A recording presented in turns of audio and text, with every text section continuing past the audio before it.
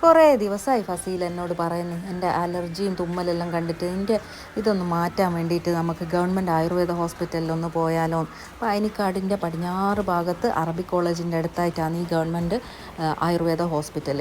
മോളെ കാണിച്ചിട്ട് നല്ല മാറ്റമുണ്ട് പോലും. എന്നാൽ പിന്നെ ഒന്ന് കാണിച്ചു കളയാമെന്ന് ഞാനും വിചാരിച്ച് അങ്ങനെ ഞങ്ങളിതാ നടന്ന് അറബിക് കോളേജിൻ്റെ അടുത്തെത്തിക്ക്. ഇനി ഇവിടുന്ന് കുറച്ചും കൂടിയേ ഉള്ളൂ. ആയുഷ് PHC സെൻറ്ററിന് അവിടെ ഒരു ബോർഡുണ്ട്.